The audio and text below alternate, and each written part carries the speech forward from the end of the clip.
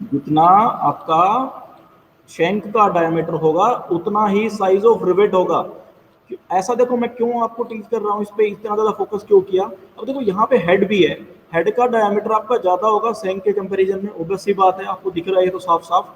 ठीक है, तो हम साइज ऑफ द रिवेट जब भी बात करते हैं तो वो हेड के डायमीटर की बात नहीं करते, हम डायमीटर ऑफ द शैंक की बात करते हैं।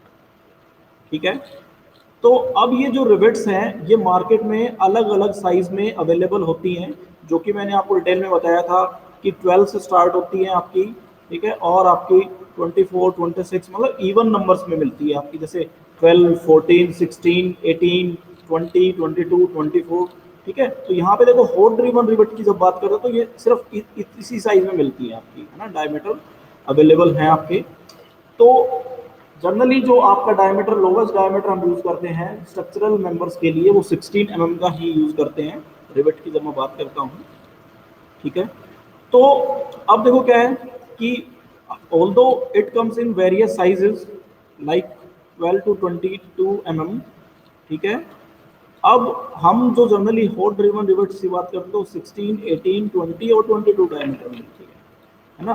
तो आप कभी ये नहीं बोलोगे कि सर मैंने एक रिवेट यूज की 17 mm डायमीटर की, कभी हो ही नहीं सकता, पॉसिबल ही नहीं है, क्योंकि आपके पास इवन डायमीटर्स अवेलेबल है मार्केट के अंदर, तो आप इवन ही यूज करोगे। इन केस आपकी रिक्वायरमेंट आ जाती है 17, तो आप 17 यूज नहीं करोगे, आप 18 यूज करोगे। ठीक है, तो अब देखो क्या है कि हम इसका डायमीटर कैसे निकालते हैं या फिर कैसे हम डायमीटर चेक करते हैं। सबसे पहले आपको ये पता होना चाहिए कि किस किस प्रकार के डायमीटर इसके अंदर आपके स्टील स्ट्रक्चर डिजाइन में रिवेट के अंदर हम करते हैं यूज। जैसे कि दो तरह के डायमीटर आपके अवेलेबल हैं, जिसको अवेलेबल इन द सेंस कि दो तरह के डायमीटर हम बोलते हैं। First is nominal diameter, second is gross diameter. तो आप इन दोनों का डिफरेंस आपको पता होना चाहिए। ठीक है, नॉमिनल डायमीटर का मीनिंग क्या होता है कि nominal diameter is the same as we are going to use the dia of the rivet. Meaning क्या है कि जो रिवेट का डाया होगा उसी को हम नॉमिनल डायमीटर बोलते हैं। अब gross diameter of the rivet का क्या मीनिंग हो जाएगा कि ग्रोस डायमीटर का मीनिंग ये हो जाएगा कि आपका जो डायमीटर ऑफ होल होता है जिसके अंदर आप रिवेट डालोगे, that will be the gross diameter. मैं फिर से रिपीट कर रहा हूं कि जो रिवेट का डायमीटर मतलब क्या, शैंक का डायमीटर, तो वही नॉमिनल डायमीटर होगा आपका, उसी को हम नॉमिनल डायमीटर बोलेंगे एमएम के अंदर, unit will be in MM. ठीक है, नेक्स्ट यदि मैं बात करूं डायमीटर ऑफ द होल की, तो उसको हम बोलेंगे ग्रोस डायमीटर। अब जो होल का डायमीटर होता है वो रिवेट के डायमीटर से थोड़ा सा ज्यादा होता है। ठीक है, वो क्या कितना होता है वो बाद में देखेंगे। ठीक है, इसके प्रोविजंस हैं कोड के हिसाब से, वो बाद में देखेंगे। अभी नॉमिनल डायमीटर हम कैसे निकालते हैं, इसके लिए मैंने आपको एक फॉर्मूला बताया था, अनविन्स फॉर्मूला, जो मैंने क्लास बोर्ड पे आपको लिखवाया था। That was d is equal to 6.05 root T. Okay, इसको 6 रूट टी भी बोल सकते हो आप, कोई इशू नहीं है। ठीक है, नेक्स्ट इज कि there are different types of rivet head available. There are different types of rivet head available. Meaning क्या है कि जो हेड की शेप है और साइज हैं उनके अलग अलग तरह के आपके अवेलेबल हैं मार्केट के अंदर, ये आप देख सकते हो as a part of knowledge. Next is rivet holes. ठीक है, तो ये रिवेट होल्स मीनिंग क्या है कि मैं जो ग्रोस डायमीटर की बात कर रहा था, that will be the same as the diameter of the rivet hole. ठीक है, ये कैसे पता लगेगा, देखो मैंने इसको यहाँ पे हाईलाइट किया है कि आप कितना डायमीटर ऑफ होल लेते हो। ठीक है, मैंने एज पर जो कोडल प्रोविजन है मैंने आपको बताया था कि gross diameter will be equal to we will add a factor plus nominal diameter, depends on the size of the nominal diameter, that factor will be there। जैसे कि अब मैं बात करूं कि यहाँ पे क्या शो कर रखा है, diameter of a rivet hole is made larger than the nominal diameter of the rivet by 1.5 mm of the rivets less than or equal to 25 mm diameter or 2 mm for the diameter exceeding 25 mm। ठीक है, तो आपकी book में तो और भी ज़्यादा precise form में दिखा रखा है कि हम कितने से कितने डायमीटर के लिए 1 फैक्टर यूज़ करें, 1.5 यूज़ करेंगे, कितने से कितने डायमीटर के लिए हम 2 mm फैक्टर ऐड करेंगे, और कितने से कितने डायमीटर के लिए हम 3 फैक्टर भी यूज करेंगे। ठीक है, ये मैंने आपको लिखवाया था, आप अपने नोट्स में चेक कर सकते हो। अब देखो फिर से वही nominal diameter of the rivet आ चुका है, gross diameter of the rivet आ चुका है। इसको कैपिटल डी से शो करते हैं, इसको स्मॉल डी से शो करते हैं। Next pitch of the rivet की बात कर चुके हैं हम। पिच ऑफ द रिवेट मैंने आपको एक डायग्राम बना के दिखाया था। ठीक है, आपको एक डायग्राम बना के दिखाया था मैंने, जैसे कि हम चेन रिवेट देखते हैं आगे जाके, तो उस डायग्राम से आपको पता लग जाएगा। ठीक है, जैसे कि देखो मैंने यहाँ पे बताया था आपको ना, इस डायग्राम से चेक कर लेंगे। What is the pitch here, है ना, पिच और गोज, आपकी दो चीजें होती हैं, गोज डिस्टेंस और पिच।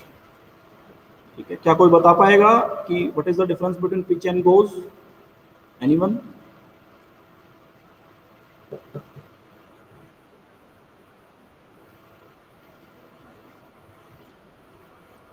रिविट्स के बीच में, अच्छा। और गोज, गोज डिस्टेंस क्या होती है आपकी?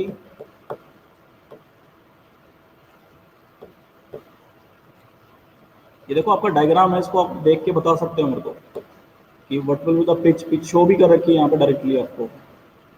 तो मैंने आपको एक कंसेप्ट बताया था, आपको क्या देखना है कि फोर्स किस डायरेक्शन में लग रहा है, या फिर फोर्स कहाँ पे लग रहा है प्लेट्स के ऊपर। तो उस बेसिस पे आप बता पाओगे कि पिच क्या है, गोज क्या है यहाँ पे।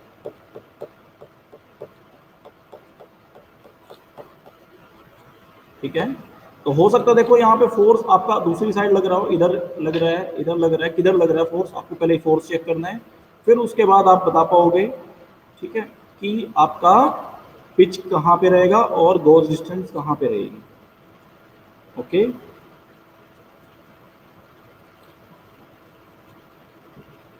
जनरली आपको याद रखना है, तो आप क्या बोलोगे कि pitch is generally parallel length to the force direction, ये ध्यान रखिए। ठीक है, पिच क्या होती है, जनरली पैरेलल दिखती है आपको।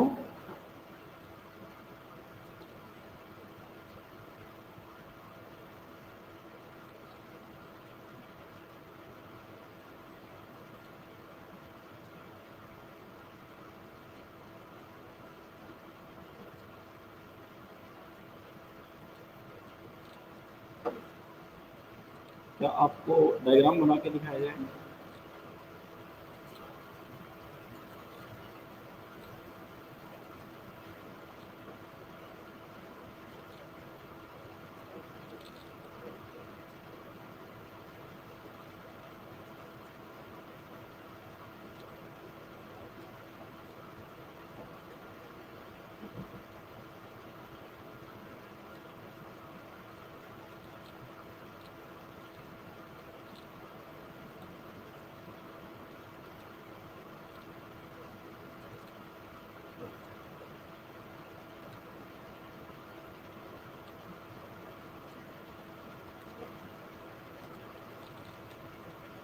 क्या आपको स्क्रीन दिखाई दे रहा है?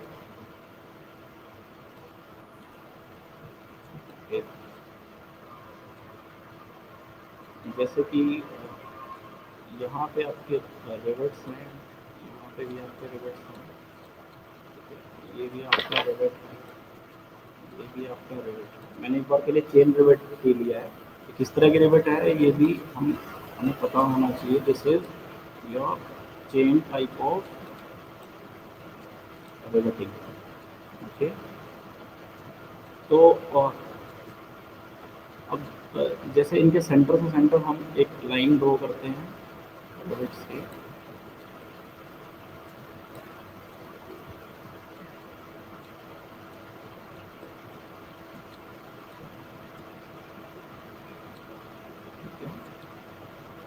Direction of the force is this one.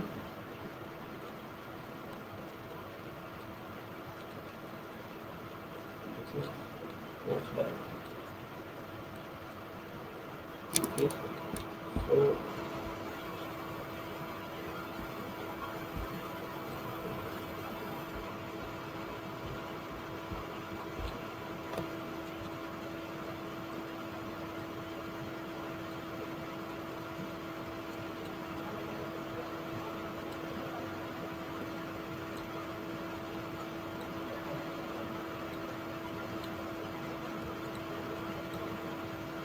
सो अब देखो आपके सामने दो अलग अलग डिस्टेंसेस दिखाई दे रही है, तो क्या आप मेरे को पिच बता सकते हो, गोज बता सकते हो यहाँ पे कौन सी है, विच वन? मैं यहाँ पे नेमिंग भी कर देता हूँ, this is first one, this is your second one.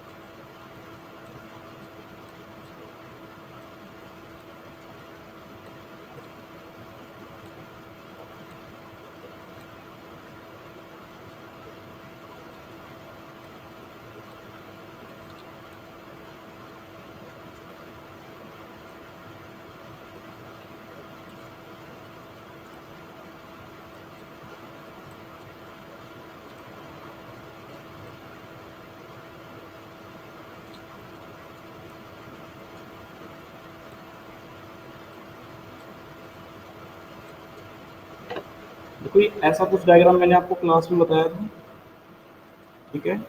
तो आप इसमें से दो चीज़ें देख पा रहे हैं, number one distance, number two distance. आप मेरे को बताएंगे विच one is the pitch, which one is the goals, क्योंकि ये है आप ये डिस्टेंसेज आपके जब आप न्यूमेरिकल करोगे तो काफ़ी काम में आएंगी। और यहाँ पे मैंने आपको ये भी बताया था कि रिवेट लाइंस क्या होती हैं, गोल्स लाइन क्या क्या होती हैं, एनीवन? ये पिच है, okay. Next is second one is goes distance, okay right, ठीक है। तो देखो हमें ये एनालाइज करना आना चाहिए विच वन इज द गोज, क्योंकि समटाइम्स इन एग्जाम न्यूमेरिकल्स के अंदर वो आपको डिस्टेंसेस में बात करता है कि there is a distances between goes and this. तो अब देखो क्या है, यहाँ पे दो और चीजें मैंने आपको बताई थी साथ में कि this one, this vertical line will be known as which line, rivet line और गोज लाइन? गोज लाइन और rivet line, this one vertical one, अच्छा this one parallel one, okay. कौन बता रहा है ये? बता रहा है, नेक्स्ट अब देखेंगे कि हम और लेना पड़ेगा भी आपको नेक्स्ट के लिए। तो अब देखेंगे हम कि there are various types of the joint available, there are two types of joint generally we do, like lap joint and second one is butt joint, ठीक है। तो अब देखो लैप जॉइंट क्या होता है और बट जॉइंट क्या होता है।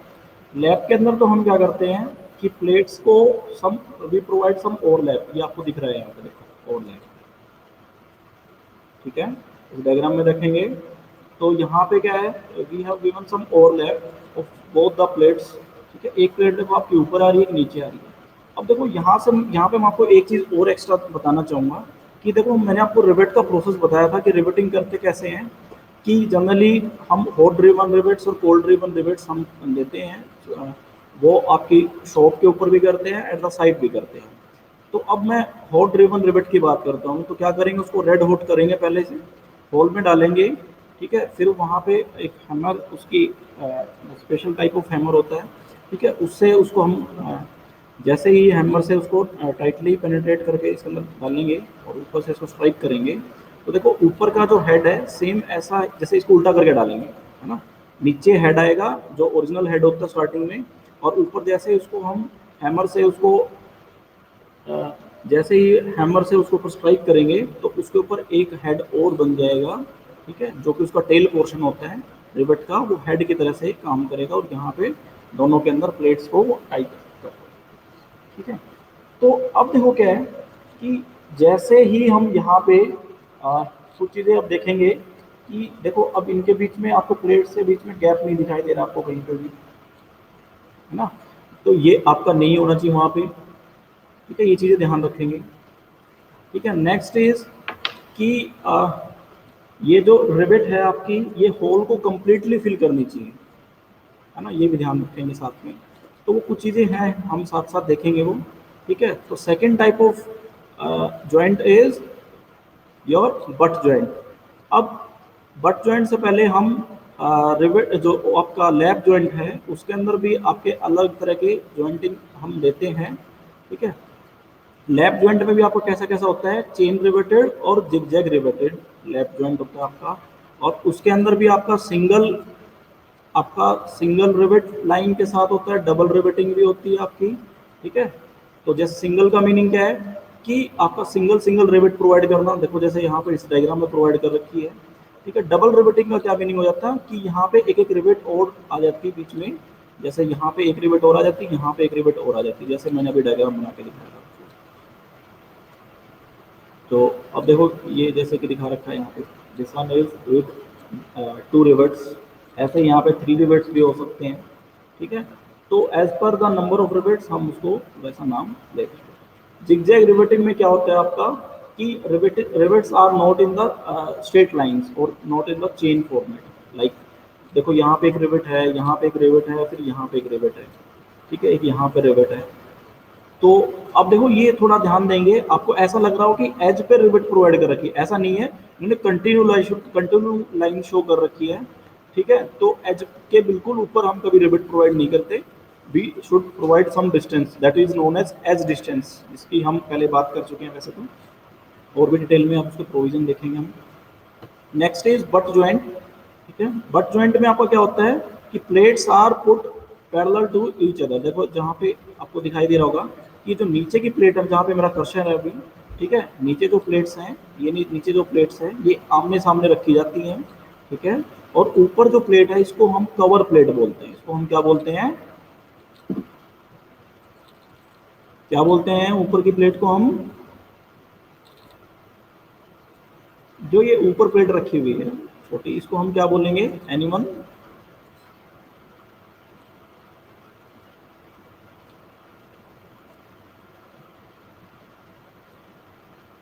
क्या आपको मेरी आवाज सुनाई दे रही है? ओके, तो अभी देख के बताएंगे उसको कि मैंने अभी जैसे आपको बताया कि ये आपकी कौन सी प्लेट है नीचे वाली, जो आपकी आमने सामने रख रखी है, इन प्लेट्स को हम व्हाट वी कॉल देम, और जो ऊपर प्लेट है उनको हम क्या बोलेंगे,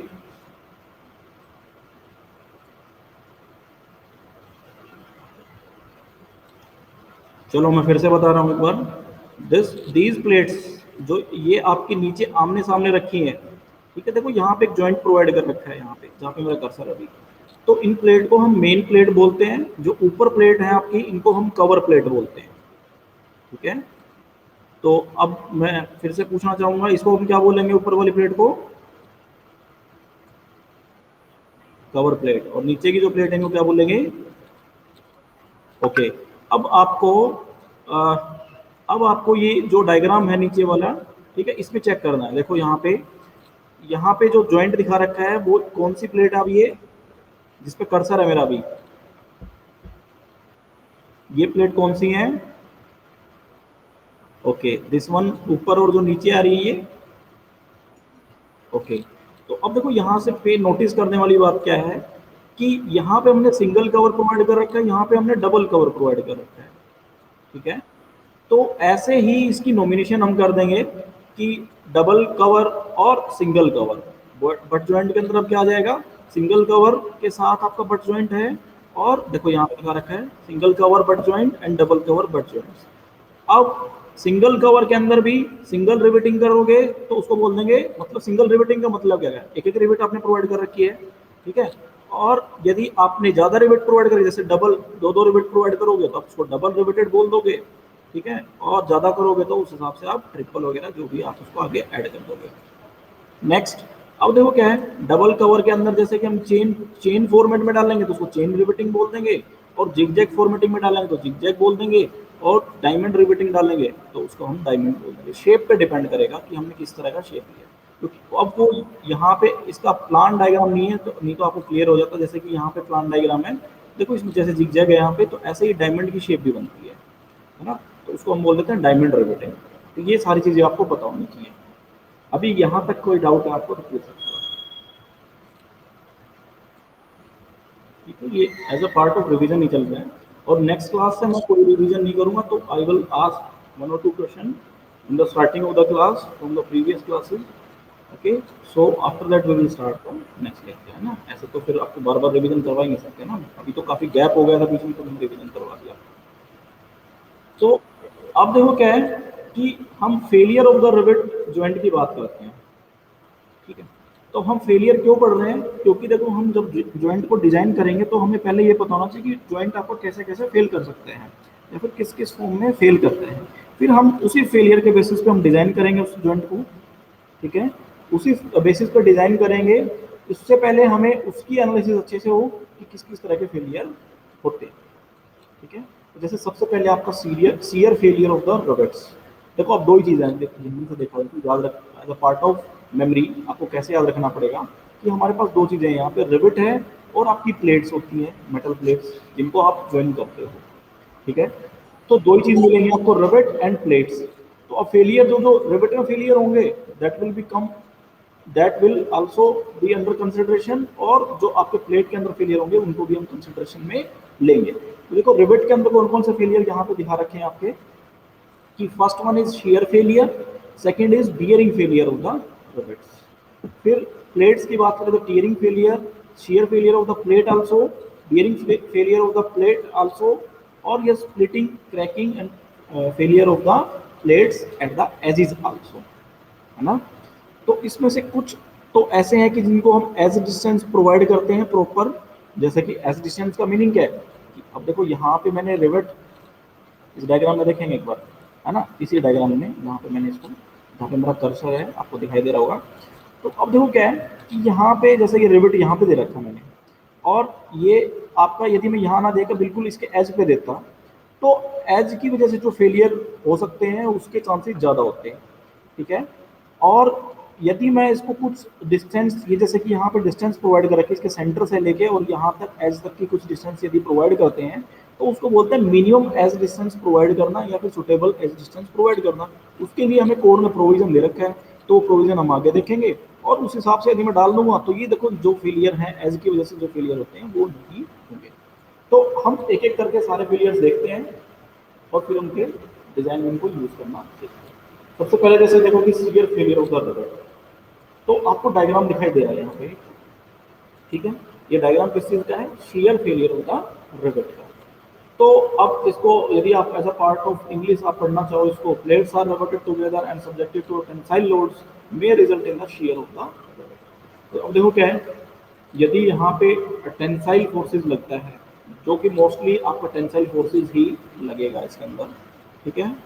तो आपका क्या होगा कि जो आपके रिवेट्स हैं वो शियर के अंदर जाएंगे। शियर में कैसे जाएंगे, शियर का मतलब होता है टू कट, यहाँ पे, है ना। तो देखो अब देखो रिवेट यहाँ पे देखो, पहले क्या था, रिवेट यहाँ पे एक सिंगल रिवेट थी ये, लेकिन क्या हुआ कि शियर फेलियर की वजह से ये बीच में से ऐसे कट गई है, दिखाई दे रही सभी को। देखो रिवेट की वर्टिकल लाइन ध्यान से देखो तो बीच में से कट गई है रिवेट, दिख रहा है सभी को। ओके, तो इस तरह का जब फेलियर होता है तो इसको हम बोलते हैं शियर फेलियर, ओके। अब देखो क्या है कि यहाँ पे जो फेलियर हुआ है वो फेलियर कहाँ पे हुआ है, सिर्फ एक ही लोकेशन पे हुआ है। मतलब क्या कि ये सिंगल एक रिवेट थी आपकी, एक ही रिवेट थी ये, इसमें कहाँ पे कट लगा है आपका, सिर्फ एक ही लोकेशन पे लगा। लेकिन जैसे ही मैं डबल कवर बट जॉइंट में जाता हूँ तो वहाँ पे फेलियर आपका देखो, शियर फेलियर कैसे हो रहा है एक यहाँ पे कट लग रहा है आपका, एक यहाँ पे लग रहा है। तो मतलब क्या कि यहाँ पे जो शेयर फेलियर हो रहा है वो दो लोकेशन पे हो रहा है। तो हम जब इसका फॉर्मूला डिराइव करेंगे या फिर फेलियर को हम कंसिडर करेंगे तो वो दो लोकेशन पे करेंगे जब आपका डबल कवर बट ज्वाइंट है तो, अदरवाइज हम सिंगल शेयर को कंसिडर करेंगे। देखो अब यहाँ पे बता भी रखा है, देखो single share occurring in a lap joint and double share ओकर इन अ बट। ठीक है, ये याद रखेंगे। तो अब जब आपको डिजाइन करोगे तो आपको ये ध्यान रखना है ये चीज। Next type of failure is bearing failure of the rivet. ठीक है, रिवेट बियरिंग फेलियर का मतलब क्या है कि रिवेट मतलब लोड को आपका बियर नहीं कर पा रहा है, जैसे कि वो क्या करेगा, वो क्रश कर जाएगा आपका, है ना। तो अब क्या करेगा, जैसे कि रिवेट की खुद की स्ट्रेंथ भी इतनी होनी चाहिए, यदि उसके ऊपर आपका टेंसाइल लोड लग रहा है तो वो प्लेट के ऊपर आ रहा है लेकिन वो रिवेट पे भी जा रहा है आपका इनडायरेक्टली, तो उसको बियर कर पाए। ठीक है, जैसा आपको डायग्राम में दिख रहा है कि यदि क्रश हो जाए आपका रिवेट यहाँ पे, ठीक है, ये जो प्लान दिखा रखा है यहाँ पे क्रश हो जाए तो इसको बोलेंगे bearing failure. Next is tearing failure of the plates. Tearing failure का मतलब, टीयर का मतलब क्या होता है, इस चीज को ऐसे यहाँ पे देखो, इसे आपका यहाँ से ऐसे फट जाना है इसका ना प्लेट्स का। तो ये देखो जो रिवेट के आसपास जब भी आपका फेलियर होता है इस तरह से प्लेट्स आपकी सेपरेट हो जाती हैं, उसको बोलते हैं tearing failure of the plates. तो अब देखो ये होगा कब, when plates riveted together are carrying tensile load. ठीक है, तो अब when the strength of the plate is less than that of the rivets, मतलब क्या, रिवेट तो ज़्यादा स्ट्रॉन्ग है लेकिन आपकी प्लेट्स आपकी इतनी स्ट्रॉन्ग नहीं है और जो कि आपके टेंसाइल लोड को बियर कर पाए या फिर टेंसाइल लोड को कैरी कर पाए।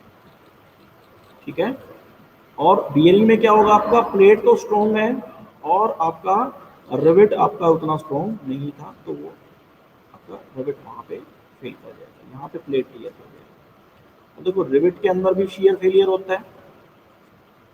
ठीक है, तो कब होता है, दिस में occur when the minimum proper edge distance is not provided. Okay,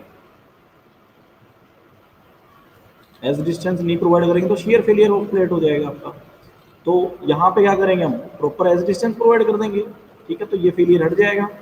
diagram में आप देख सकते हो किस तरह से होता है share failure. Next is bearing failure of the plate. ठीक है, bearing failure of the plate may occur because of the insufficient edge distance in the riveted joint. ठीक है, crushing of the plate against the bearing of the rivet takes place in such a failure. अब की बार क्या है कि plate आपकी capable नहीं है वेट को कैरी करने में या लोड को कैरी करने में, तो वो देखो इस तरह से आपका यहाँ पे फेल कर जाएगी। ठीक है, ये भी किस वजह से हो रहा है आपका, इनसफिशिएंट एज डिस्टेंस। ध्यान से देखेंगे एक बार, मैंने आपको दो तरह के फेलियर ऐसे बताएं जो कि इनसफिशिएंट एज डिस्टेंस से हो रहे हैं। ठीक है, तो हम डिजाइन में भी उसको इनसफिशिएंट एज डिस्टेंस के हिसाब से डिजाइन करेंगे। नेक्स्ट इज स्प्लिटिंग और cracking failure of the plates edge at the edges. ठीक है, स्प्लिटिंग और cracking failure of the plates at the edges, edges के ऊपर आपका प्लेट्स का स्प्लिट कर जाना। ठीक है, will be known as splitting. देखो यहाँ पे डायग्राम में आपका स्प्लिट कर चुकी है यहाँ पे। ठीक है, तो अब देखो क्या है, तीन तरह, तो देखो तीन तरह के फेलियर आपके ऐसे हैं जो कि एज से होते हैं, मतलब उसमें एडिकेट एज डिस्टेंस यदि प्रोवाइड ना करें तो आपके तीन तरह के फेलियर होते हैं। यहाँ पे मैंने हाईलाइट किया है इनको। First is sharing, second is bearing, third is splitting failure.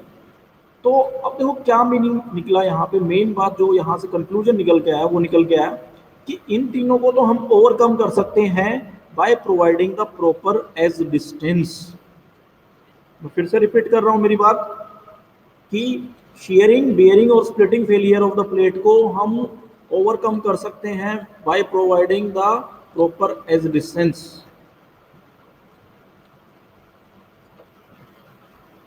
ठीक है, क्या आपको ये सुनाई दी मेरी लास्ट की स्टेटमेंट है? क्या आपको हाईलाइट पोर्शन दिखाई दे रहा है?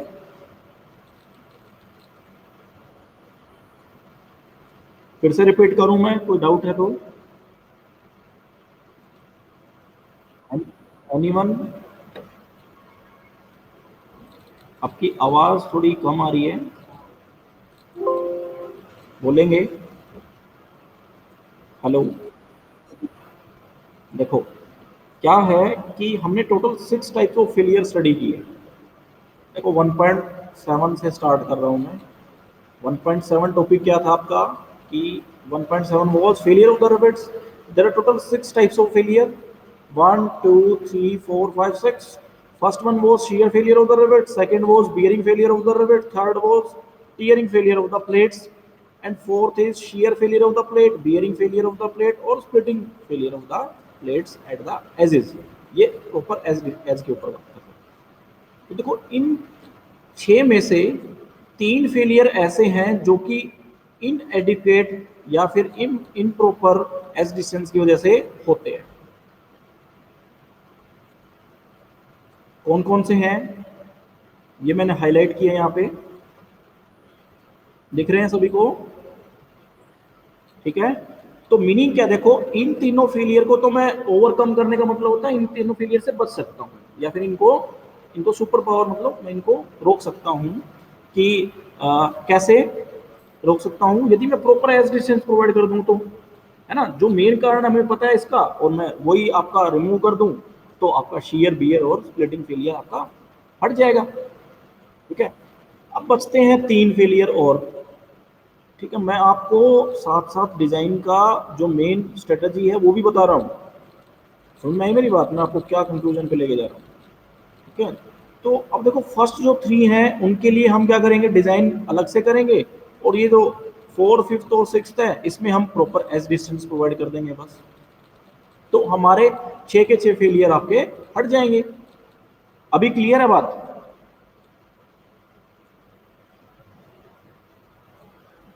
क्या अभी क्लियर है? मैंने कुछ जो भी देखो, हम जब डिजाइन करेंगे तो हम फेलियर्स को देखते हैं पहले। तो हमने टोटल 6 टाइप ऑफ फेलियर देखे।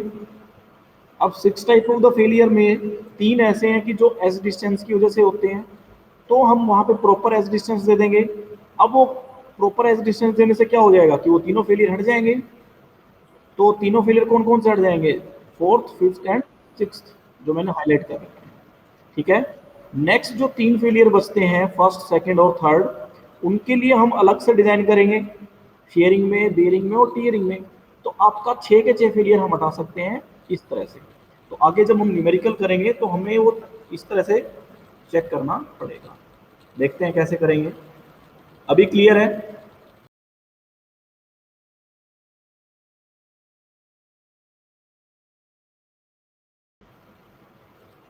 सभी को क्लियर थी मेरी बात? सोनिका आपको क्लियर है? Sonika are you there? Hello Sonika, mic on है, आप बोलिए। Okay, next is Hitesh. आ रहा है। Next is Tushar. तुषार क्या बोल रहे हो?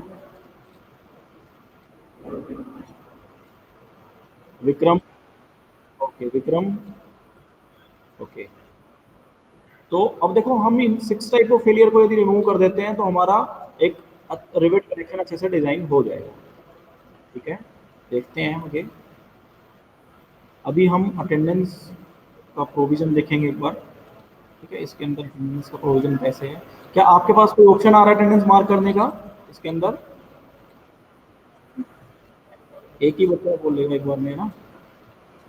नहीं आ रहा कोई भी? इसमें ऑप्शन तो है बट अभी यहाँ पे चैट तो आ रही है मेरे पास, है ना। तो आज हम क्या करेंगे कि मैं चेक करता हूँ इसमें अटेंडेंस का ऑप्शन है। एक बार के लिए चैट में डाल देंगे अपने रोल नंबर और नेम के साथ, है ना। देखो चैट दिखाई दे रही है आपको यहाँ पे, चैट का ऑप्शन दिखाई दे रहा है ना। नेम के साथ में रोल नंबर लिख दो बस, लास्ट डिजिट्स। ठीक है, तो आपको लिमिट हो जाएगी वहाँ पे। आपको इसमें ऑप्शन तो है, मे बी आपका वैसे आ जाना चाहिए मेरे हिसाब से, तो कैंपस ये रिकॉर्ड कर देना चाहिए इसको कि who were in the class. ठीक है, तो बाकी देखते हैं अभी एक बार। ये मैं एक्स्ट्रा केयर के लिए, फैक्टर ऑफ सेफ्टी के लिए डलवा रहा हूँ चैट में का। ठीक है, वैसे तो 4 ही बच्चे प्रेजेंट हैं। रितेश, नेक्स्ट विक्रम, सोनिका और तुषार भी था। तुषार कहाँ गया? तुषार ये ना, ठीक है, ओके। 4 ही बच्चे प्रेजेंट हैं, तुषार भी है। तो हम अपन को आप चैट में डाल देंगे एक बार, ठीक है, बाकी सारे बच्चे अटेंडेंस, फिर नेक्स्ट इस लेक्चर को खत्म करते हैं एक बार, फिर हम नेक्स्ट क्लास में लेंगे। ये फिर हम स्टडी कर चुके हैं। अब देखो मैं जो बात कर रहा था आपको वही बताऊंगा यहाँ पे, कि देखो strength of the riveted joint आपको निकालनी है। अब स्ट्रेंथ कैसे निकालेंगे? देखो तीन तीन फेलियर्स में निकाल दी इसमें strength. First is riveted joint against the shearing, ठीक है। फिर बियरिंग, किसकी बात चल रही है? रिवेट की, सॉरी रिवेट की ही बात चल रही है यहाँ पे। रिवेट की शेयरिंग और बियरिंग निकाल लेगा फर्स्ट और second. Third tearing of the plate निकाल लेगा, ठीक है। तो बाकी जो 3 बचेंगे उसको हम एज डिस्टेंस दे देंगे, वो सेम बात यहाँ पे बोलेंगे। तो देखो अब क्या है, strength of the riveted joint is the least strength of the above 3 strength. मतलब क्या, 3 के अंदर हम स्ट्रेंथ निकाल लेंगे, फर्स्ट सेकंड थर्ड, और तीनों में से जो मिनिमम स्ट्रेंथ आएगी उसी को हम बोल देंगे कि रिवेट की ये स्ट्रेंथ, इस जॉइंट की ये स्ट्रेंथ है। ठीक है, रिवेट की नहीं, रिवेट के जॉइंट की ये स्ट्रेंथ है। क्लियर है? हाँ, देखो हम क्या करेंगे, 3 फेलियर में रिवेट निकालने, स्ट्रेंथ निकालेंगे, ठीक है। फर्स्ट शियर फेलियर में, फिर बियर फेलियर में, और फिर टीयर फेलियर में। टीयर फेलियर किसका है? प्लेट का है, बाकी दोनों रिवेट के हैं। तो इसमें हम निकालेंगे स्ट्रेंथ, उसका उसके फॉर्मूले हैं, हम आगे देखेंगे क्या फॉर्मूले हैं अभी, ठीक है। तो उन फॉर्मूला से हम स्ट्रेंथ निकालेंगे, और उनमें से जो मिनिमम आएगी, फिर से बोल रहा हूं मैं, उनमें से जो मिनिमम आएगी उसी को हम बोल देंगे कि भाई ये इस जॉइंट की स्ट्रेंथ इतनी है। मिनिमम का मतलब क्या है? देखो जैसे कि फर्स्ट में आपकी 10 किलो न्यूटन आई, सेकंड में आपकी 20 किलो न्यूटन आई, थर्ड में आपकी 30 किलो न्यूटन पर मीटर आई। तो मिनिमम कौन सी हुई? फर्स्ट में 10 किलो न्यूटन पर मीटर, पर एम स्क्वायर, सॉरी, ठीक है। तो 10 kilo Newton per M square की जो स्ट्रेंथ है उसी को हम पूरे जॉइंट की स्ट्रेंथ मान लेंगे। क्यों? क्योंकि देखो इन केस मान लो 10 किलो, हमने क्या किया, 10 की बजाय 10 ना मान के हमने 20 मान लिया, और हमने 15 अप्लाई कर दिया, 18 अप्लाई कर दिया, 10 से ज्यादा अप्लाई कर दिया, मतलब तो वो शेयर में फेलियर कर जाएगा। अब भाई फेलियर तो फेलियर है, चाहे वो शेयर में करे, बियर में करे, और टीयरिंग में करे। क्लियर है बात? ठीक है, तो मीनिंग क्या हुआ यहाँ से, कि हम मिनिमम को लेंगे, ये ध्यान रखेंगे, किसको लेंगे? लीस्ट, है ना। तीनों में से जो लीस्ट आएगी उसको हम सिलेक्ट करेंगे।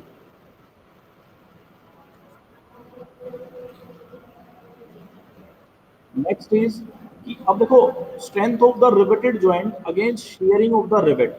भाई रिवेट जॉइंट के अंदर यदि शेयरिंग होती है रिवेट्स की, तो हम वो स्ट्रेंथ कैसे निकालेंगे? उसको निकालने के लिए देखो हमारे पास फॉर्मूले अवेलेबल है। फॉर्मूला क्या बोलता है कि आप strength of the rivet in sharing निकालो, और नंबर ऑफ रिवेट से मल्टीप्लाई कर दो जॉइंट के अंदर जो आपने डाल रखी है, ठीक है। तो आपकी शेयरिंग स्ट्रेंथ निकल आएगी वहां पे, रिवेट की केस में बात करें हम। तो अब देखो क्या है कि जब आपका सिंगल शेयर हो रहा है तो आप ये फॉर्मूला यूज करोगे, जब आपका डबल शेयर हो रहा है तो आप नीचे फॉर्मूला आएगा वो यूज करोगे। देखो यहाँ पे ट्वाइस से मल्टीप्लाई कर देगा, ठीक है। और यहाँ पे एन का क्या मीनिंग, देखो मैं फिर से एक्सप्लेन कर देता हूँ पूरे फॉर्मूले को। फॉर्मूला आपको दिखाई दे रहा है, that is pi by 4 D square P S. P S is the shearing strength of the rivet, वो न्यूटन पर एम स्क्वायर में हमें कोड से मिलेगी, ठीक है। Next is D square, D square is what?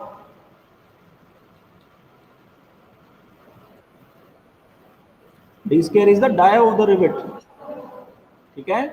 Next is pi by 4, आपको पता ही constant है। तो यदि सिंगल एक ही रिवेट थी तो हम एक, ये सिंगल एन की वैल्यू 1 हो जाएगी, तो ये फॉर्मूला आ जाएगा। और यदि नंबर ऑफ रिवेट्स ज्यादा है तो उसको वहां पे नंबर ऑफ रिवेट्स जैसे कि 2 3 4 उससे मल्टीप्लाई कर देंगे। ये तो था सिंगल शीयर के अंदर। सिंगल शीयर और डबल शीयर मैंने आपको बताया था क्या होता है ना। उसके अंदर क्या होता है, दो लोकेशन से कट करता है, यहाँ पे एक ही लोकेशन से कट कर रहा है। तो डबल शीयर में क्या है, आपका दो लोकेशन से कट करेगा तो फॉर्मूला ही पहले से ही 2 के साथ रहेगा, मतलब स्टार्टिंग में ही फॉर्मूला ऐसे 2 के साथ हो जाएगा। और यदि सिंगल रिविट है तो n की वैल्यू 1, और ज़्यादा रिविट्स हैं तो n की वैल्यू ज़्यादा, उससे मल्टीप्लाई करते हैं। तो नोटिस करने वाली क्या बात थी, यहाँ पे 2 से ऑलरेडी मल्टीप्लाई कर रखा पहले से ही। क्या ये क्लियर है आपको?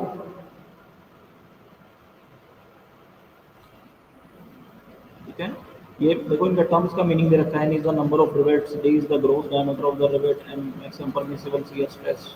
ये हम जब न्यूमेरिकल आएगा तब और क्लियर हो जाएगा ना, अभी एक बार थोड़ा सा इसका ओवरव्यू लेते हैं। सिंगल में देखो ये फॉर्मूला है, डबल के अंदर ये आपका फॉर्मूला रहेगा।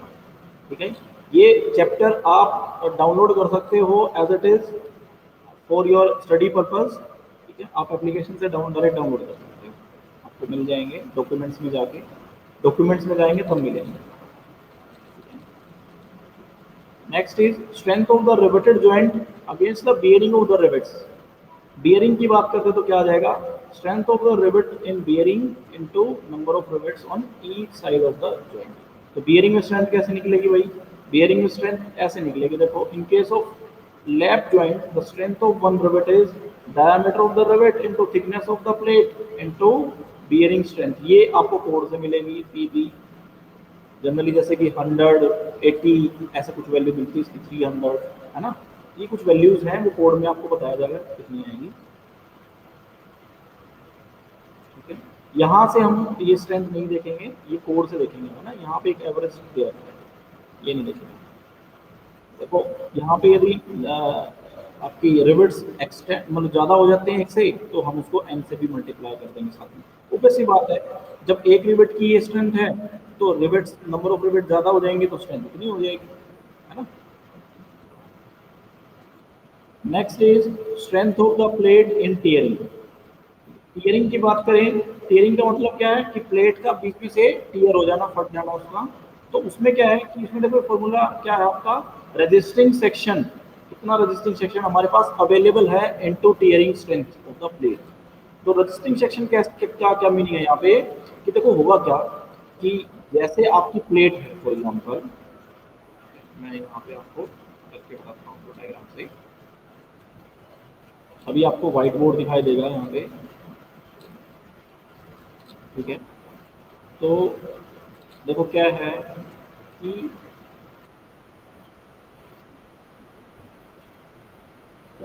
किसी का माइक ऑन है, एक बार स्विच ऑफ कर देना। तो अब देखो क्या है कि जैसे कि हमें यहाँ पे चेक क्या करना था आपका कि रेजिस्टिंग सेक्शन का क्या मीनिंग है। तो देखो अब ये मान लेते हैं कोई प्लेट है आपकी, ठीक है। तो अब देखो क्या है रजिस्टिंग सेक्शन का मीनिंग है, जैसे एक प्लेट ये है आपकी और यहाँ पे ये आपका टोटल आपका ये आपका एक सेक्शन है। यदि सेम मैं इसको कंपेयर करूं इस प्लेट से, यहाँ पे मैंने रिवेट्स के लिए होल कर रखे हैं, ये होल कर रखा है, ये होल कर रखे हैं, ये होल कर रखे हैं। इसमें देखो स्केल से हम नहीं बना सकते डायग्राम, थोड़ा सा ये इसमें ये दिक्कत है ना। तो ये स्ट्रेट लाइन ही मानेंगे सारी और ये सर्कल मानेंगे। तो अब देखो क्या है कि दो सेक्शन आपके पास, फर्स्ट सेक्शन और या फिर ये आपका सेकंड सेक्शन। अब देखो क्या है फर्स्ट और सेकंड में क्या है, फर्स्ट में तो क्या है कि कहीं पे हमने रिवेट के लिए होल नहीं दे रखा, सेकंड में मैंने रिवेट के लिए होल्स क्रिएट कर रखे हैं, ठीक है। तो अब देखो जैसे इस पे वेट आएगा, जैसे इस पे भी 100 किलो न्यूटन आ रहा है और इस पे भी 100 ही आ रहा है, इस पे भी 100 आ रहा है, इस पे भी 100 आ रहा है, दोनों पे 100 किलो न्यूटन आ रहा है आपका। तो भाई 100 किलो न्यूटन आ रहा है, तो अब मीनिंग क्या हुआ, देखो यहाँ पे 100 किलो न्यूटन के लिए ये पूरी की पूरी प्लेट अवेलेबल है, और यहाँ पे जो 100 किलो न्यूटन आएगा उसके लिए रिवेट के जो होल्स कर चुके हैं हम, वो होल्स में जो आपकी प्लेट थी या जो मेटल था वो हट चुका वहां से, अब वो हट चुका है तो वो उतना ज्यादा स्ट्रोंग नहीं रहेगा, या फिर वो एरिया ब्लैंक है वहां पे, ठीक है। रिबिट डलने के बाद अलग बात है, लेकिन रिबिट से पहले की बात करें तो भी, तो क्या है आपका वो स्ट्रोंग नहीं है वहां पे, ठीक है। तो मीनिंग क्या हुआ कि ये पूरा का पूरा सॉलिड सेक्शन है, इसके अंदर रिबिट्स के लिए होल्स हैं, ठीक है। तो ये ज्यादा स्ट्रोंग होगा दिस वन, और ये कम स्ट्रोंग होगा as comparison to same load के लिए कंपेयर करें तो। तो which one is more stronger, बताएंगे एक बार मेरे को।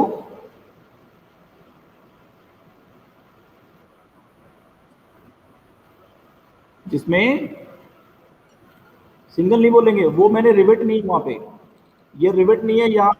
हाँ फर्स्ट लिखा है मैंने, फर्स्ट, फर्स्ट, ये फर्स्ट के लिए क्या सर्कल यहाँ पे, और यहाँ पे मैंने सेकंड बनाया, रिवेट्स तो सिर्फ ये है बस, ठीक है। तो जो फर्स्ट सेक्शन है वो ज्यादा स्ट्रोंगर हो गया या फिर ये सेकंड वाला, फर्स्ट वाला। ऑब्वियस सी बात है कि इसके अंदर होल्स हो जाएंगे तो वो उतनी ताकत उसकी नहीं रहेगी। तो अब रजिस्टिंग सेक्शन की बात करें तो यहाँ पे रजिस्टिंग सेक्शन ज्यादा है और यहाँ पे कम है। क्यों कम है कि भाई ये होल्स की वजह से कम हो गया आपका मटेरियल, ठीक है। तो हम क्या बोलेंगे, रजिस्टिंग सेक्शन इसमें ज्यादा है। अब रजिस्टिंग सेक्शन क्या हुआ इसका मतलब, अब रजिस्टिंग सेक्शन का मीनिंग क्या हुआ भाई, total section available. Total section available का मतलब क्या है, टोटल सेक्शन का मतलब है इसकी डी कुछ इसकी विड्थ होगी और इसकी डी कुछ, जैसे फॉर एग्जांपल ये हाइट होगी या फिर एच मान लेंगे इसको, ये एच मान लेता हूँ इसकी हाइट, डी और एच। तो टोटल जो एरिया अवेलेबल है हमारे पास वो कितना है, बी इंटू एच, रेक्टेंगल है तो। और यहाँ पे कितना अवेलेबल है, B into H minus rivet के जो होल्स हैं उनकी वजह से जो आपका एरिया कट हुआ है वो हटाना पड़ेगा हमें। क्या सभी को क्लियर है ये बात। हाँ, रजिस्ट्रिंग सेक्शन का मीनिंग समझ में आया कि रजिस्ट्रिंग सेक्शन यहाँ पे पूरा का पूरा अवेलेबल है, यहाँ पे होल्स हो चुके हैं तो वो माइनस करना पड़ेगा। तो वो कितना माइनस करेंगे वो हमें पता है, जैसे कि एक रिविट का डायमीटर इतना है तो बाकी कितने रिविट्स होंगे, जैसे कि 10 रिविट्स हैं तो 10 इंटू डी, ऑब्वियस सी बात है। क्या ये क्लियर हुआ सभी को। अक्षय की आवाज नहीं आ रही मेरे को, अक्षय अवेलेबल है क्लास में, कहाँ गए सारे, अटेंडेंस डालिए। क्या एप्लीकेशन डिस्कनेक्ट हो जाती है, ऐसा तो नहीं होना चाहिए यार विक्रम।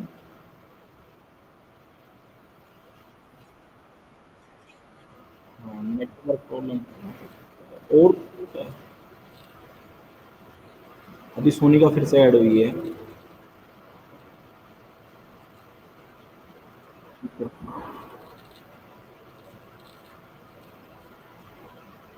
क्योंकि मान लो ऐसी कुछ दिक्कत होती तो मैं भी डिस्कनेक्ट होता बार बार, मेरे हिसाब से तो, है ना, अपने आप डिस्कनेक्ट हो जाते हैं।